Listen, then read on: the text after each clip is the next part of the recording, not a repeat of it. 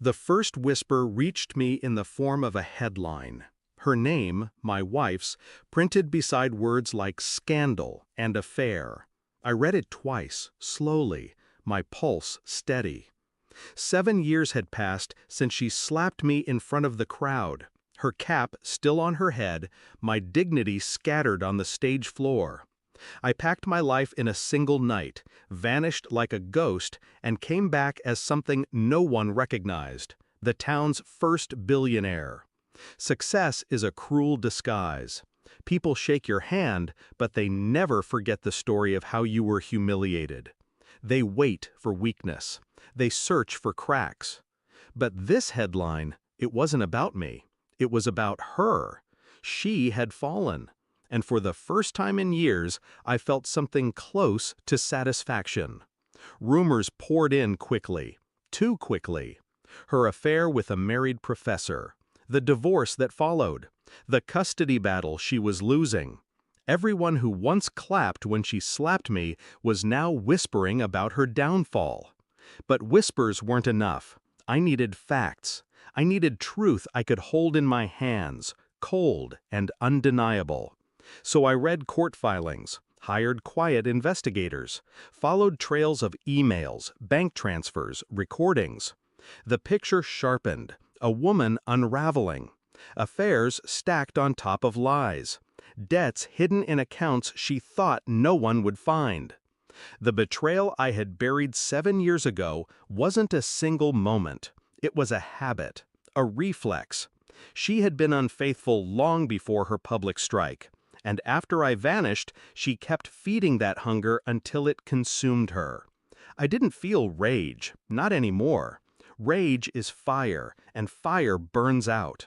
What I felt was colder, sharper, a blade honed over years of silence. I returned to the town quietly. No announcements, no grand entrances. Just a car that no one recognized and a face they tried to place but couldn't. I went to the places where her name had once been spoken with reverence. The university, the courthouse, the house she once mocked me for being unable to afford. All gone.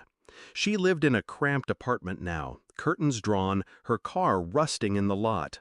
Her neighbors knew her only as the woman who argued loudly at night and smoked on the balcony at dawn. I watched her from a distance. The woman who once spat on my ambition now carried grocery bags heavy with discount labels. Still, I didn't confront her. Not yet. Confrontation is a weapon, and weapons should only be drawn at the right moment. Instead, I kept digging. Phone records, employment files, medical notes. Every detail carved into the portrait of a woman undone by her own choices. By the time I was finished, I held her entire ruin in my hands. I waited until she was in court, fighting for custody she was destined to lose. I sat in the back, silent, watching her search the room for familiar faces. Her eyes met mine. She froze.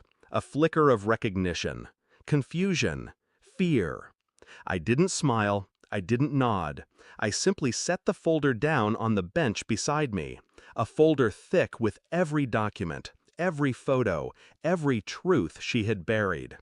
When recess came, she approached me, trembling. "What do you want?" Her voice cracked. The same voice that once told me I'd never be anything. I leaned close, my words soft enough for only her. Nothing. I already have everything. I left the folder behind. Her hands shook as she opened it, each page breaking her a little more. I didn't testify. I didn't need to. The evidence was enough. The court saw it. Her ex-husband's lawyers devoured it. By the time the gavel struck, she had lost custody, her job, and her last shred of dignity. Outside, she found me by the courthouse steps. Her face was pale, her words desperate. "You ruined me!" I looked at her the way you look at a stranger on the street, calm, detached. "No," I said, "you ruined yourself. I just showed them the truth." She collapsed onto the steps, sobbing into her hands. I walked past her, the crowd parting around me. That night, I stood in the empty house I had bought on the hill, the one she once said I'd never afford. The lights of the town spread below like a quiet battlefield. I thought of the boy I used to be, humiliated, small, the man who packed his life in boxes and disappeared. He was dead. What stood in his place was colder, smarter, untouchable. I poured a glass of whiskey, sat by the window, and let the silence settle. Revenge isn't fire, it's ice, slow, patient, absolute. And in the end, it doesn't scream, it whispers.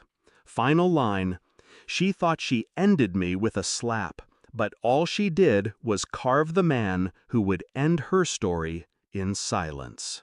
Thanks for watching. Don't forget to like, share, and comment. Subscribe now to Cheating Stories Insight World for more amazing stories.